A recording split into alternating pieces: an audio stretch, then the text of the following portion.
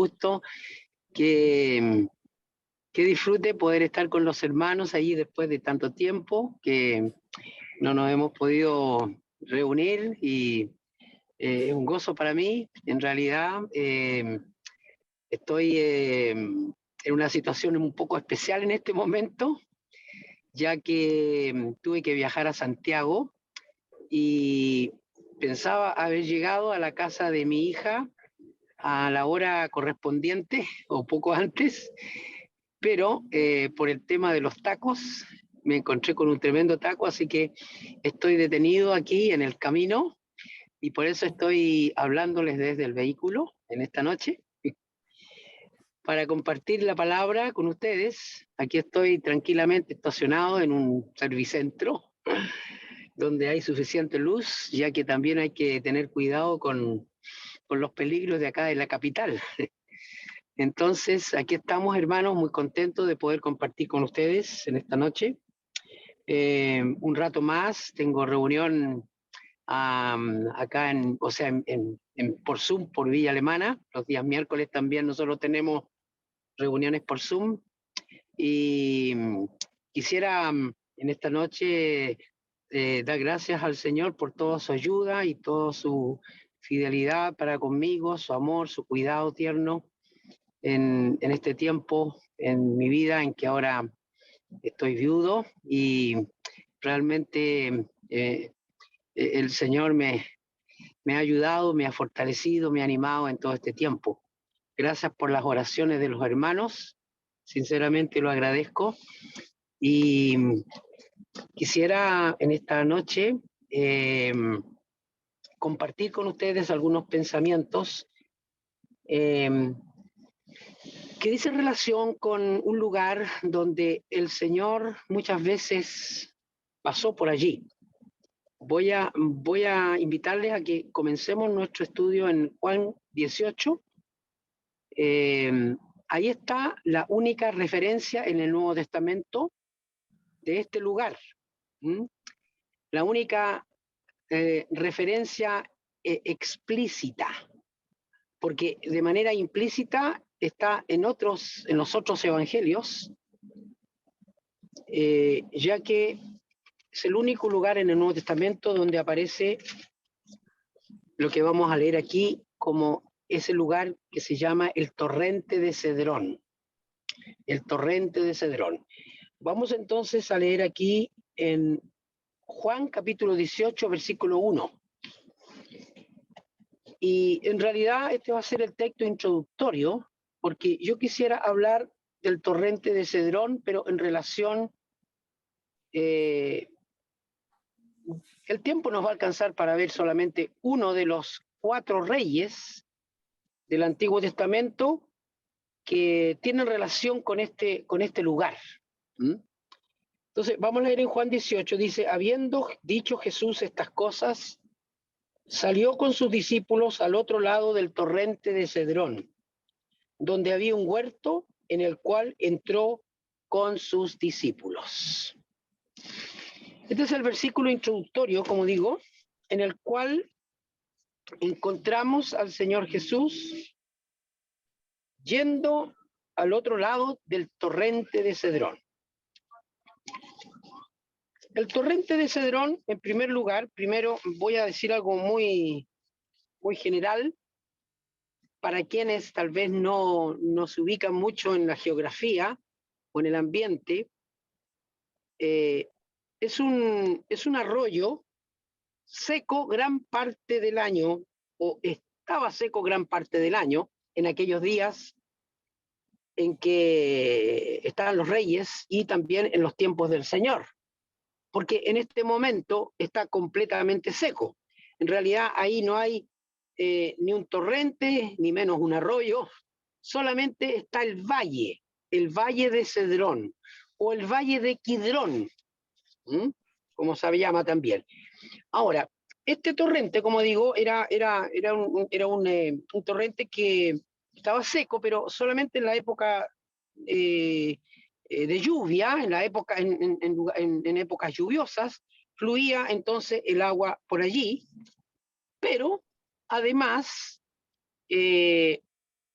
se llama Cedrón, porque Cedrón significa turbio u oscuro, o tenebroso. Y eso es debido a las oscuras aguas que fluían, ¿ya?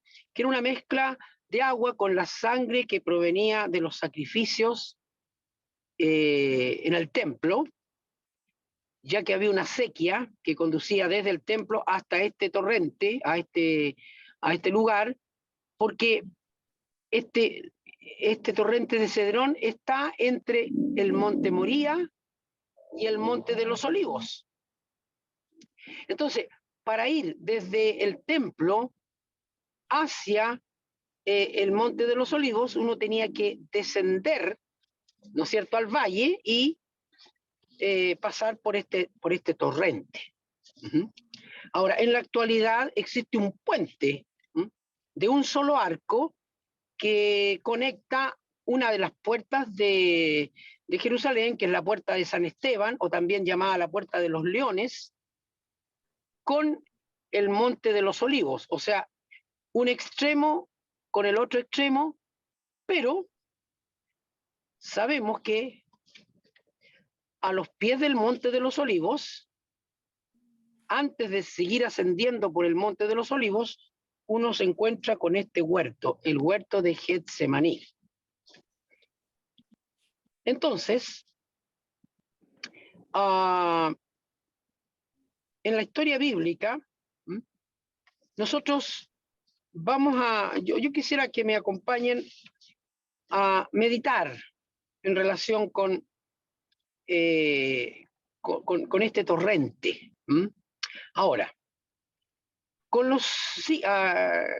el paso de los siglos, este se fue acumulando sedimento y tierra, etcétera, etcétera, y según lo que nos dicen los estudiosos en este momento, está 20 metros más arriba de lo que, digamos, el valle, digamos, está más corto, menos profundo, ¿no es cierto?, en 20 metros, y 20 metros más arriba que lo que estaba en los tiempos del Señor Jesús, y por eso entonces en este momento no hay torrente, y realmente la tradición desde los tiempos de la Edad Media ubica ahí a 3 tumbas de personajes bíblicos. Uno de ellos es la tumba de Absalón, el otro es la tumba de Santiago, hermano del Señor, y la otra es la tumba de Zacarías, padre de Juan el Bautista. Si ustedes pudieran ver algunas fotos en internet, podrían encontrar justamente estas 3 tumbas que aparecen allí mencionadas, están en ese lugar, y que históricamente se reconocen como estos personajes bíblicos. Ahora, ese torrente, o digamos ese valle realmente, porque en este momento es un valle, se extiende desde esta confluencia, digamos, esta cercanía, que es bastante más estrecha entre el monte Moría y el monte de los Olivos, pero se va extendiendo hacia el sur y realmente va a dar al desierto de Judea y luego hacia el Mar Muerto, ¿ya? Ahora, no, en este momento no les puedo mostrar un plano que tengo en mi computador, pero ustedes después pueden ver, los que no lo han considerado nunca, pueden verlo ahí en YouTube también, la parte geográfica. Pero vamos entonces a considerar, primero voy a mencionar los 4 reyes que están asociados a este torrente. Y cada uno de ellos nos entrega una cierta enseñanza que confío que sea de ayuda para ustedes, como lo ha sido para mí, hermanos. Y también estoy pensando en algunas personas que tal vez aún no sean hermanos en Cristo. A lo mejor están escuchando, a lo mejor son familiares o amistades que están han puesto sus pantallas para acceder a escuchar de la palabra, y espero también que haya una palabra para cada uno. Ahora, Vamos entonces a buscar primeramente en el segundo libro de Samuel, en el capítulo 15. El primer rey asociado a este torrente de Cedrón es el rey David. El segundo rey, lo voy a mencionar solamente porque no vamos a tener tiempo para considerarlo. El segundo rey es el rey Asa, y está en primer libro de Reyes, capítulo 15. El tercer rey es el rey Ezequías, segunda crónica, capítulo 30, y el último, el rey Josías, segunda crónicas, capítulo 34. Ahora, estos tres últimos reyes, el rey Asa, el rey Ezequías y el rey Josías, son reyes reformadores, ¿no es cierto? Y, digamos, como para resumir mucho, la asociación de estos reyes con el torrente de Cedrón es que estos reyes utilizaron ese torrente como un lugar donde quemaron o pulverizaron los ídolos, los altares paganos que había en los tiempos en que ellos hicieron aquellas reformas. Ahora, también, de acuerdo a lo que nos enseña otros dos pasajes del Antiguo Testamento, porque los cuatro pasajes que les he mencionado, ahí en 2 Samuel, primero de Reyes, segundo de Crónicas 30 y segunda de Crónicas 34, son pasajes asociados a los reyes, pero hay dos pasajes más donde aparecen, y obviamente nos dan la idea clara de que ese lugar o ese valle de Cedrón, donde estaba el torrente de Cedrón, era uno de los límites de Jerusalén, de la ciudad de Jerusalén. Y también lo que nos dice otro pasaje en el libro de Jeremías, es que obviamente eso se utilizó como un cementerio también, con el correr de los tiempos, ¿ya? Pero vamos ahora al segundo libro de Samuel, capítulo 15. Como he dicho, en el Nuevo Testamento la única referencia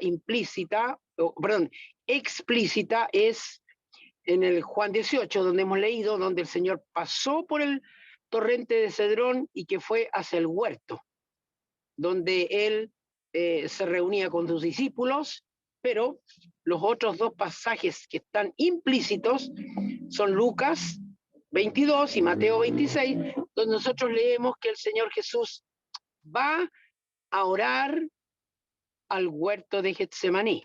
Muchas veces el Señor estuvo allí y mis hermanos, tal vez la mayoría de ustedes ya saben cuán tremendo es ese lugar, cuán impresionante es ese lugar que está asociado al anticipo o la agonía de nuestro Señor Jesús, donde Él experimentó un sufrimiento tremendo. Él dijo, mi alma está muy triste, mi alma está angustiada hasta la muerte. Y realmente uno aprecia a nuestro Señor en aquellas circunstancias y realmente uno da gracias porque nosotros tenemos a uno que sabe lo que es el sufrimiento, un salvador o un mediador que sabe lo que es el dolor, lo que es la experiencia del sufrimiento, del dolor, como cualquiera de nosotros muchas veces lo tiene. Pero vamos ahora al segundo libro de Samuel.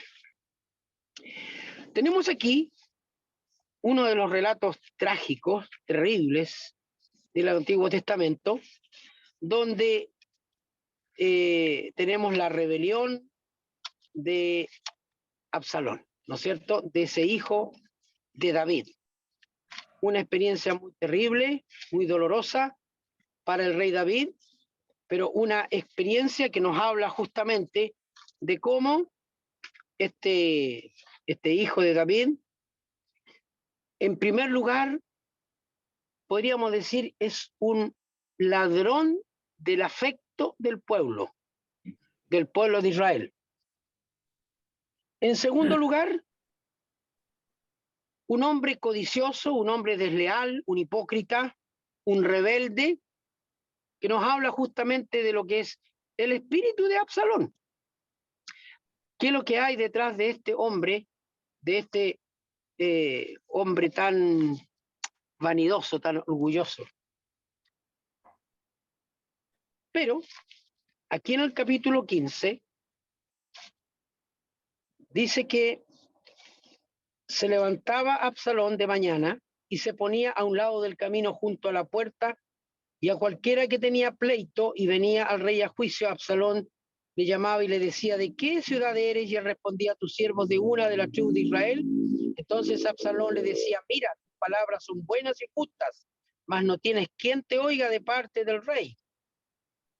La actitud de Absalón era la actitud de un hombre que era muy lisonjero, que él quería ganarse el favor de las personas, y detrás de él había el propósito de ser honrado, de ser reconocido, como seguramente muchos de ustedes ya saben. El capítulo 18 nos habla de cómo, en el versículo 18, en vida Absalón había tomado y erigido una columna, la cual está en el Valle del Rey, dice, porque había dicho: yo no tengo hijo que conserve la memoria de mi nombre, y llamó a aquella columna con su nombre, y así se ha llamado columna de Absalón hasta hoy. Un hombre que es capaz de hacerse una estatua, una columna, erigirse un monumento allí a su nombre en vida, habla justamente de la vanidad, del orgullo de este hombre Absalón, de este hijo de David. Pero aquí está, llega el momento en que Absalón va a tomar el poder. Él va ganando poco a poco el corazón del pueblo. Dice la Escritura que en el versículo 5 del capítulo 15 de segundo de Samuel: y acontecía que cuando alguno se acercaba para inclinarse a él, él extendía la mano y lo tomaba y lo besaba. De esta manera hacía con todos los israelitas que venían al rey a juicio, y así robaba Absalón el corazón de los de Israel. He aquí un hombre que roba el corazón del pueblo de Israel. Y entonces, cuando pensamos en el corazón, tenemos que pensar necesariamente, según lo que la Escritura nos enseña, en ese lugar donde están nuestros afectos, nuestros sentimientos, nuestra voluntad, nuestras decisiones. Por eso que la Escritura nos dice: guarda tu corazón. El proverbio dice: guarda, hijo mío, tu corazón, ¿no? Pero el Señor Jesús habló del corazón, y él dijo ahí en el Sermón del Monte: donde estuviere vuestro tesoro, allí estará vuestro corazón. Entonces, donde están nuestros afectos, ahí van a estar nuestros intereses, ahí van a estar la ocupación de nuestras energías, de nuestros recursos económicos, de nuestro tiempo. Y el Señor nos advirtió acerca de tener cuidado con nuestro corazón, porque donde estuviera el tesoro de uno, donde estuviese lo valioso, lo que es para uno valioso, lo que es importante, eso va a captar nuestros afectos, nuestra atención, nuestros deseos y nuestra voluntad. Pero, ¿qué tenemos aquí? El corazón de Israel estaba siendo robado por Absalón.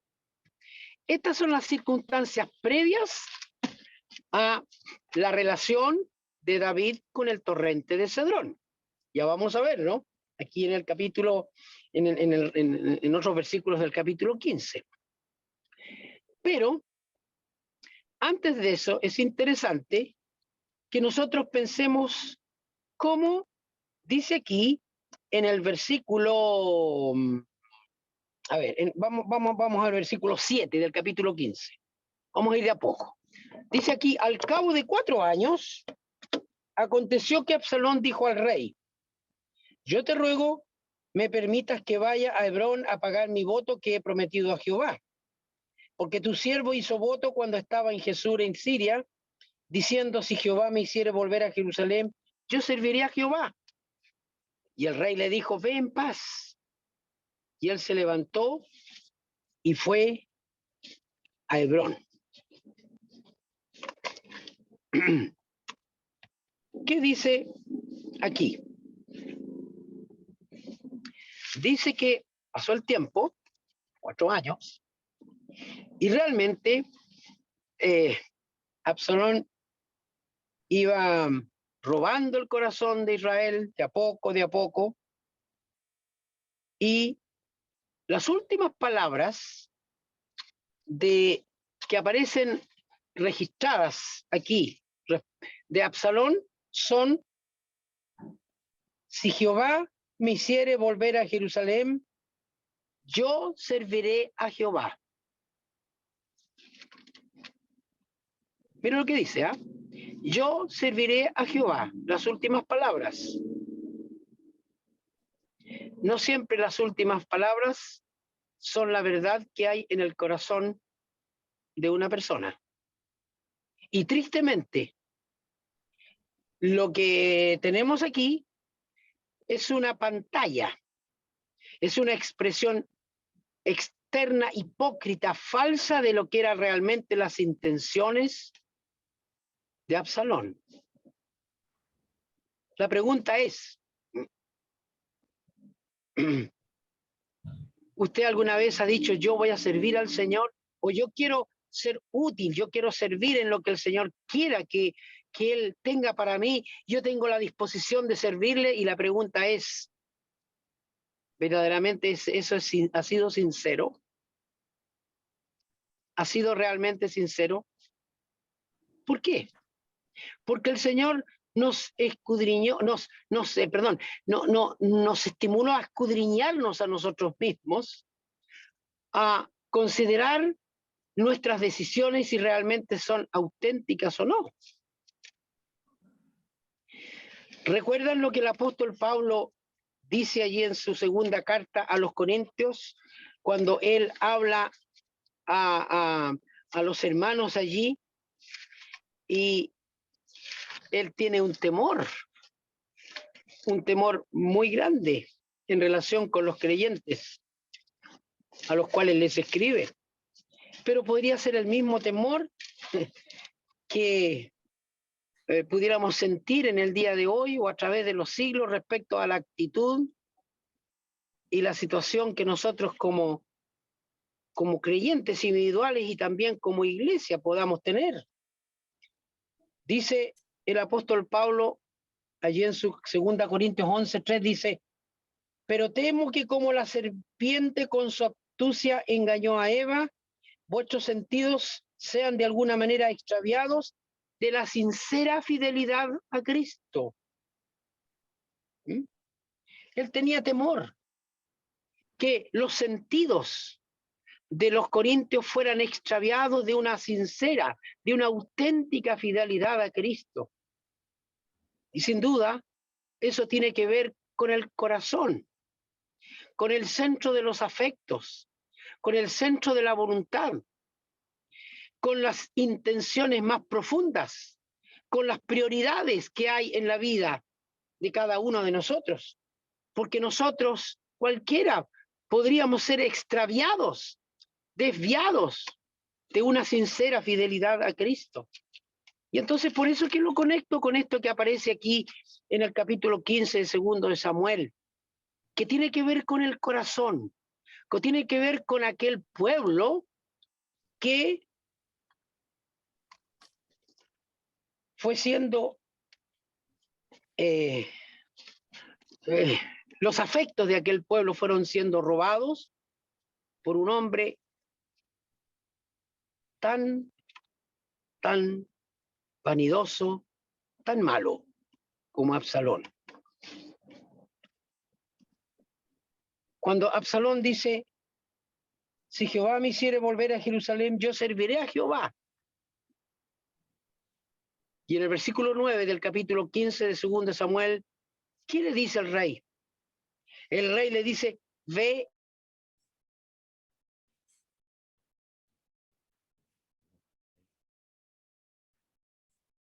en paz. Qué distinto hubiera. Sí, tal vez Pablo hubiese sabido exactamente las intenciones del corazón de Absalón. A lo mejor no le hubiera dicho eso. No lo sabemos. Tristemente, David fue muy débil en cuanto a la disciplina, no tan solo con Absalón, con otros de sus hijos, ¿no? Pero él le dice, ve en paz. Aquí hay bastante ingenuidad, podríamos decir, ¿no? Absalón era un hipócrita, un falso, pero el rey confiando en él, de una manera tan simple, ¿no? Pero este hombre se fue a Hebrón y ahí entonces comienza la rebelión. Versículo 11 dice, fueron con Absalón. Bueno, cuando oigáis el sonido, dice, envió Absalón mensajeros por todas las tribus de Israel. Cuando oigáis el sonido de la trompeta, diréis, Absalón reina en Hebrón. Y en el versículo 11 dice, fueron con Absalón 200 hombres de Jerusalén, convidados con él, los cuales iban en su sencillez sin saber nada. Aquí también hay otros hombres que en su sencillez, en su ingenuidad, estaban tan confiados, estaban tan tranquilos. Dice, sin saber nada. En realidad, qué importante es en primer lugar escudriñar nuestros propios corazones, pero también estudiar las escrituras, analizar, considerar lo que puede ser la actitud de una persona a través de las escrituras que no está andando conforme a la palabra de Dios. Y realmente partimos por nosotros, pero tenemos que pensar cómo está nuestra fidelidad, nuestra sincera fidelidad al Señor, cómo está nuestro corazón. Lo que estoy compartiendo con ustedes es lo que yo comparto. En primer lugar, reflexiono para conmigo mismo. Mire, y en el versículo 12 dice, y mientras Absalón ofrecía los sacrificios, mire, es un hombre que está dispuesto a ofrecer sacrificios. Él había dicho que había hecho un voto, y entonces él va a ofrecer sacrificios.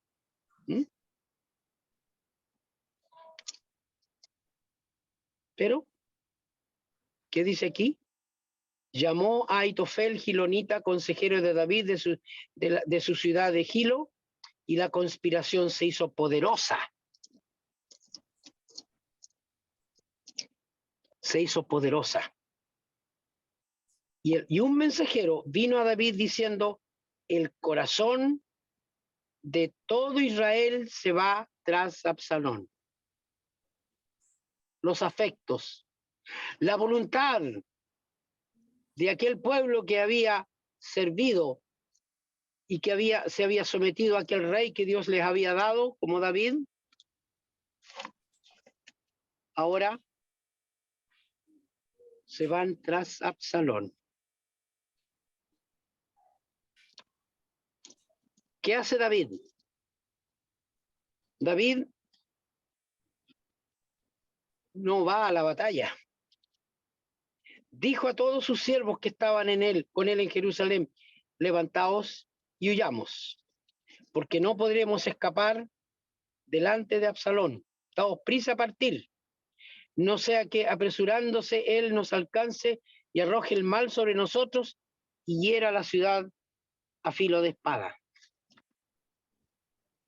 Absalón sabe lo que es tener enemigos, sabe lo que es la envidia por parte de otros, sabe lo que es la conspiración y sabe ya ahora de una manera tan evidente lo que es la infidelidad, la hipocresía, el rechazo, no tan solo de su hijo, sino también aparece mencionado este hombre, este Aitofel, este consejero. Pero Absalón, ahí está, guiando la rebelión, levantándose contra su propio padre. Y vemos entonces a David teniendo, podríamos decir, una triple actitud. Pensamos en él y pensamos en cómo esta resolución de irse, de no combatir, de no pelear, lo vemos a él como alguien que se somete a la vara de Dios, podríamos decir, a la barra correctiva de Dios. Es como un penitente, ¿m? que sale. En realidad, David no le había corregido, no había corregido a su hijo como debía haberlo hecho. ¿M? Es cierto que se enojó en algún momento, pero su reacción fue muy suave, podríamos decir, cuando ahí en el segundo libro de Samuel, el capítulo 13, aparece que el rey se enojó, pero tristemente pensamos que él fue débil. Pero ahora pareciera que se está sometiendo a la corrección de Dios. En segundo lugar, como un militar, él lo quiere combatir. Él sabe que si el combate va a haber una gran mortandad y va a haber una terrible situación, muy triste. Pero también tenemos la actitud como de un pastor de su pueblo. Él no quiere que otras personas sean afectadas ahí en Jerusalén. ¿Mm? No quiere que haya un escenario de guerra, de batalla, de conflicto que daña a otras personas. Él sabía lo que era tener enemigos, como lo tuvo con Saúl, por ejemplo, ¿no? Y sabemos que, como alguien dijo, él era un especialista, podríamos decir, en el arte de esquivar las lanzas. ¿Mm? No sé si alguna vez leyeron el libro Perfil de Tres Monarcas. Yo lo recomiendo, realmente es muy interesante. Lo tengo en digital, si alguien lo quiere leer, se lo puedo enviar. Ahí el autor Gene Edwards, él dice cómo este hombre, David, llega a ser tan experto en el arte de esquivar las lanzas que le lanza Saúl, ¿no es cierto? Pero no tan solo las evita, sino también es un hombre que ha aprendido a no tomar la lanza y volver a lanzarla en contra de Saúl. ¿Mm? Para mí es un pasaje una reflexión tan interesante la que podemos tener cuando pensamos en nosotros, cuando somos agredidos, cuando podemos exhibir un carácter como el carácter del corazón de Dios, como lo exhibió David en aquellos tiempos, en aquel momento, y también, en cierta medida, en este momento, también sin actuar de manera violenta. Él sale de Jerusalén, y entonces dice aquí la Escritura que levantaos, dice, y huyamos, porque no podemos escapar delante de Absalón. Y mire lo que dice en el versículo 15, y aquí hay una reflexión que para mí es tremenda.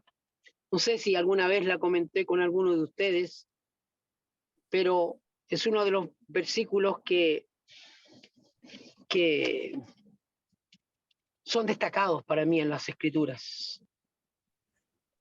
Me hablan profundamente y espero que a usted también le hable.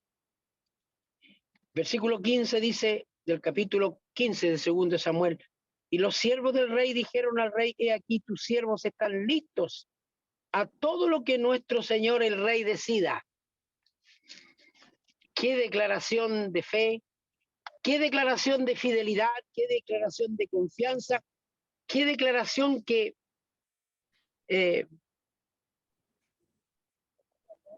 podíamos hacer la nuestra, ¿no?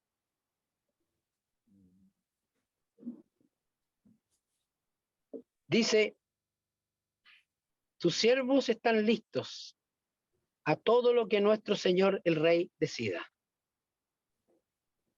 Ahora, mis hermanos en Cristo, ¿podríamos dirigir esta palabra, esta oración al Señor con sinceridad? ¿Podríamos decir, estoy listo, Señor, para que mi Señor el Rey decida por mí y para mi vida? Qué hermosa expresión de devoción. Qué hermosa expresión de fidelidad. Qué hermosa expresión de dependencia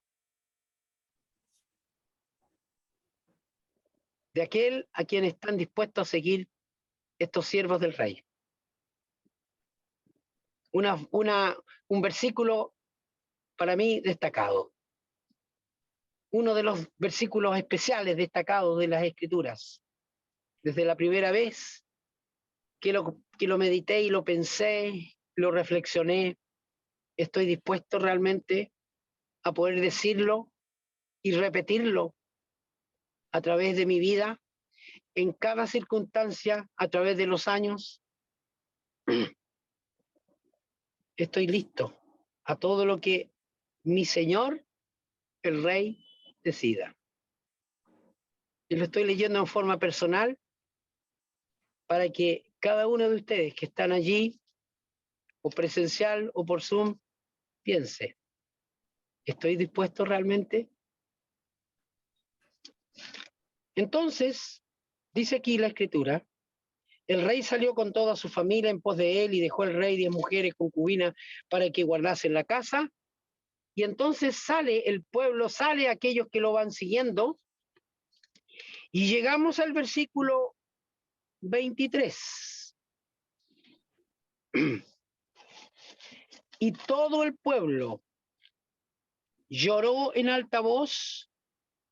Pasó luego toda la gente el torrente de Cedrón. Asimismo pasó el rey y todo el pueblo pasó al camino que va al desierto. Aquí tenemos entonces a este rey y al pueblo que lo acompaña pasando por este torrente de Cedrón. Todo lo que hemos dicho en relación con Absalón, toda esta situación que yo he querido compartir con ustedes tocante al corazón del pueblo, y todo lo que dice también en relación con este pasaje, con esta situación aquí, está asociado con este torrente de Cedrón. El rey pasa el torrente de Cedrón, todo el pueblo pasó al camino que va al desierto. Se extiende hacia el desierto. Realmente,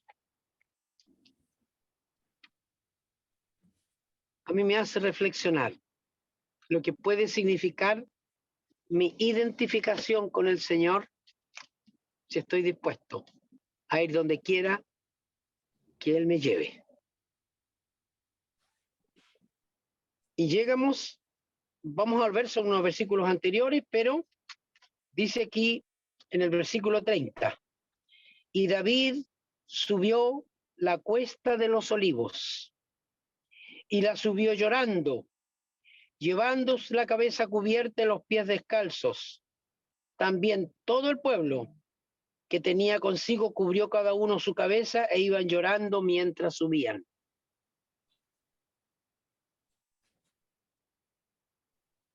¿No le hace pensar este rey David en nuestro rey? En el Rey de Reyes y Señor de Señores, en nuestro Señor Jesucristo. Cómo Él va, una vez que sale de la ciudad de Jerusalén, dice ahí en Juan 18, Él salió, pasó por el torrente de Cedrón y fue a aquel huerto. Y precisamente el huerto está subiendo el monte de los olivos. Y esta imagen que tenemos aquí, cuando vemos a David subiendo la cuesta de los olivos y la subió llorando, nos puede hacer pensar en aquel que un día no tan solo fue al huerto de Getsemaní, no tan solo fue a aquel huerto donde lo encontraron aquellos que iban a buscarle para crucificarle, sino que él fue a una cruz para dar su vida por amor a usted y por amor a mí. El Salvador experimentó dolor y sufrimiento por amor a cada uno de nosotros. Aquí tenemos entonces para mí un cuadro precioso que me hace meditar, que me hace pensar en aquel que dio todo por amor a mí.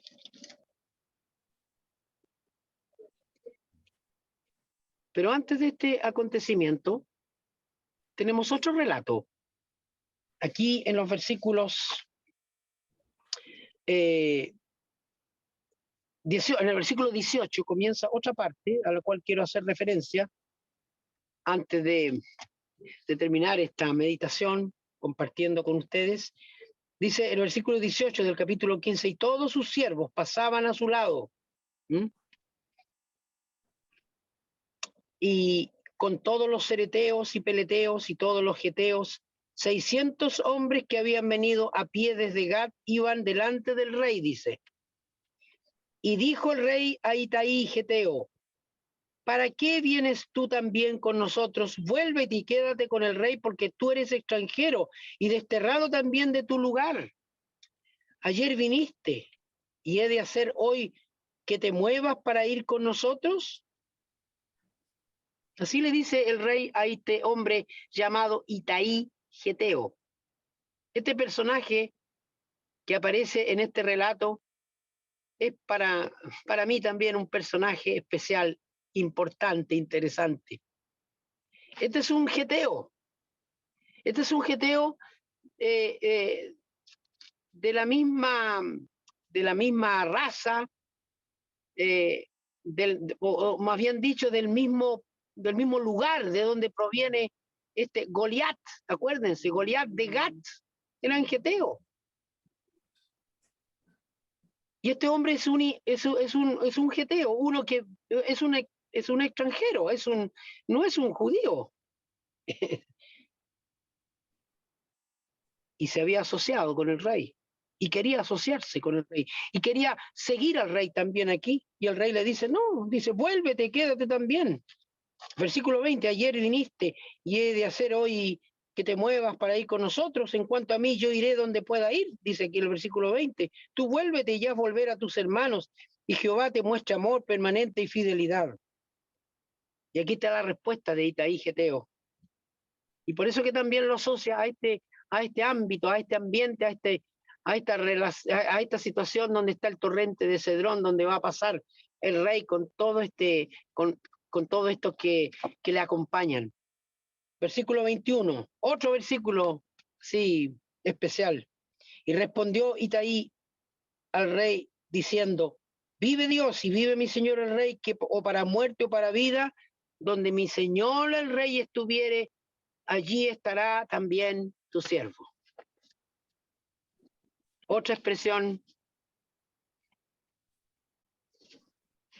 que nos hace pensar en un hombre que se identifica con el rey, que se asocia al rey, que es fiel al rey, que no participa de la rebelión de Absalón, del propio hijo del rey, sino que está allí siguiendo al auténtico, al verdadero, al genuino rey de Israel. Y la pregunta es, ¿cómo estamos nosotros en nuestra fidelidad en seguir a nuestro rey? Podemos decir como Itaí, o para muerte o para vida, donde mi señor el rey estuviere, allí también estará tu siervo. O nosotros queremos estar donde nosotros queremos estar nomás, o queremos estar donde el Señor quiere que yo esté. ¿Cuántos hermanos tienen planes de salir, de ir a un lado, de mudarse de ciudad, de cambiarse? Y uno piensa, ellos van a ir donde el Señor quiere que esté. Cada uno de nosotros estamos donde el Señor quiere que estemos. Este Itaí Geteo también nos hace pensar en aquella otra extranjera. ¿Se acuerdan en Ruth la Moabita cuando expresa su convicción y obviamente da cuenta de su conversión al Dios verdadero allí en Ruth capítulo 1, cuando ella le dice a Noemí, ¿no es cierto?, aquellas conocidas y preciosas palabras donde ella manifiesta su disposición para servir y para seguir no tan solo a Noemí, sino al Dios de Israel, ¿no? Al verdadero Dios. ¿Mm?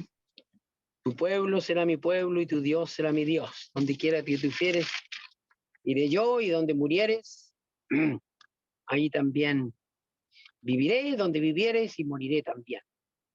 No me ruegues que te deje ni me aparte de ti, porque donde quiera que fuere iré yo, y donde quiera vivieres viviré, tu pueblo será mi pueblo y tu Dios mi Dios.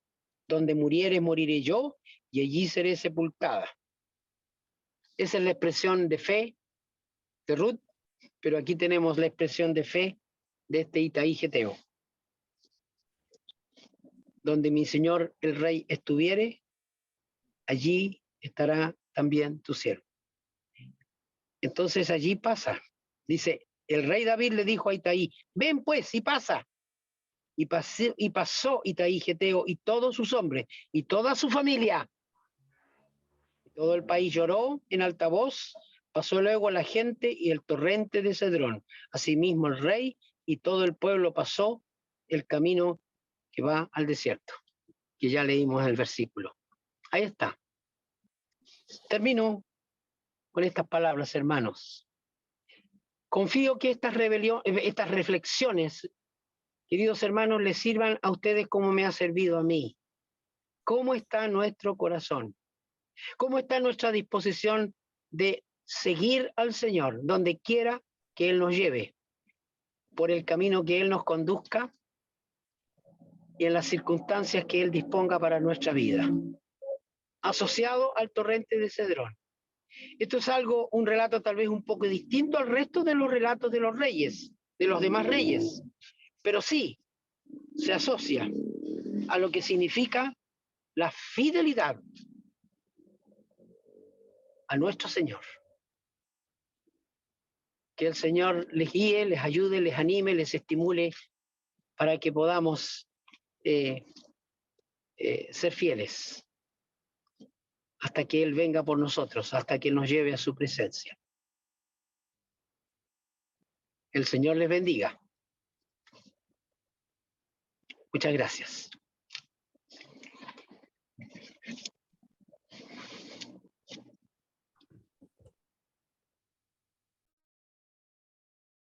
Oremos, hermanos.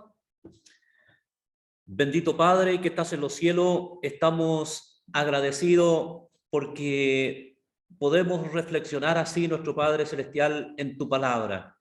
Y cómo a través de pasar por este torrente de Cedrón, donde podemos ver nuestro Padre amante, aquellas dificultades que pudo enfrentar este rey David, pero también pensamos en la persona de nuestro Señor Jesucristo, que también nuestro Padre Celestial tuvo en aquel lugar, en aquel huerto donde vemos de que Él también fue llevado, nuestro Padre Celestial, a aquella cruz.